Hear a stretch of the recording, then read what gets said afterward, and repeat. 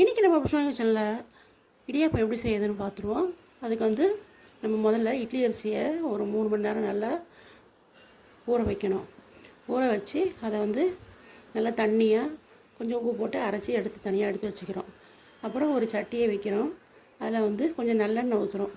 வாசனை நல்லெண்ணெய் பிடிக்கலைன்னா வேறு எண்ணெய் கூட நீங்கள் ஊற்றிக்கலாம். நல்லெண்ணெய் ஊற்றி சட்டியும் காயக்கூடாதுங்க, எண்ணெயும் காயக்கூடாது. நம்ம அரைச்சி வச்சுருக்கிற அந்த வெறும் அரிசி மாவை அதில் ஊற்றி நல்லா கிண்டணும். இப்போ நம்ம அரிசி மாவை ஊற்றிருக்கோம். இப்போ நம்ம ஃப்ளேம் ஓரளவுக்கு ஸ்பீடாக வச்சுக்கலாம்.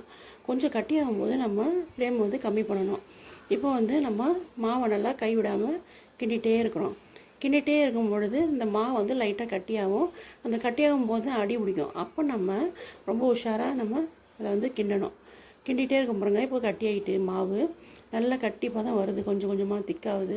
இப்படி திக்காகும் போது அடி பிடிக்காது. நம்ம எண்ணெய் ஊற்றிருக்கோம்ல, அதனால் அடி பிடிக்காது. நம்ம கிண்டி விட்டுனது அடி பிடிக்காது. கிண்டி விட கொஞ்சம் விட்டுட்டோம்னா கூட அடி பிடிச்சிடும். அப்புறம் மாவு வீணாக போயிடும். இப்படி செஞ்சால் நமக்கு ரொம்ப நல்லாயிருக்கும். இடியாப்பம் மாவு இல்லைன்ற கவலைலாம் வேணாம். இப்படி அரிசி ஊற வச்சே நம்ம பண்ணிக்கலாம். இப்போ மாவு கட்டி ஆகிடுச்சு பாருங்கள். மாவு நல்லா கிண்டினதுக்கப்புறமா அதை நம்ம கையில் தொட்டு பார்த்தா ஒட்டாது. அப்படி ஒட்டாமல் இருந்தால் மாவு நமக்கு ரெடி ஆகிடுச்சின்னு அர்த்தம். இப்போ பாருங்கள், நான் தொட்டு பார்க்குறேன் எப்படி இருக்குது பாருங்கள். மாவு நல்லா கையில் ஒட்டலை, நல்லா சூப்பராக வந்திருக்கு. இந்த மாவை நம்ம அப்படியே எடுத்து தனியாக எடுத்து வச்சுருவோம். எடுத்து வச்சிட்டோம்னா அது சூடு ஆறும். வேறு பாத்திரத்தில் மாற்ற கூட மாற்றிக்கலாம்.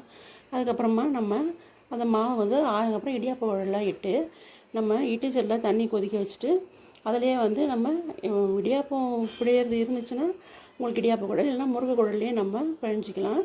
இப்போ இட்லி செட்டில் ஒரு துணியை போட்டு அதில் நம்ம பிழிவோம். இப்போ பிழியும் போது அந்த மாவு எவ்வளோ லேசாக வரும் பாருங்களேன். ஒரு பிரச்சனையும் கிடையாதுங்க. ஈஸியாக நம்ம சுற்றிட்டே இருந்தோம்னா அது பாட்டு அழகாக வரும். இப்படி செஞ்சோம்னா நமக்கு இடியாப்பம் பிழியறதும் ரொம்ப ஈஸியாக இருக்கும். சீக்கிரமாகவும் இடியாப்பம் வந்துடும்ல, அதனால் சீக்கிரம் டிஃபன் வேலையும் ஆகிடும்.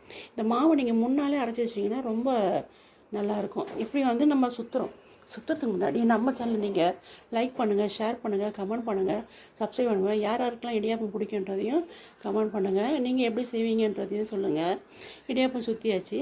இப்போ நம்ம சட்டியில் கொண்டு போய் வச்சிடலாம். வச்சதுக்கப்புறமா 2 நிமிஷம் தாங்க, அதுக்குள்ளே வெந்துடும். அதனால் நிறைய இடியாப்பம் நம்ம பண்ணலாம்.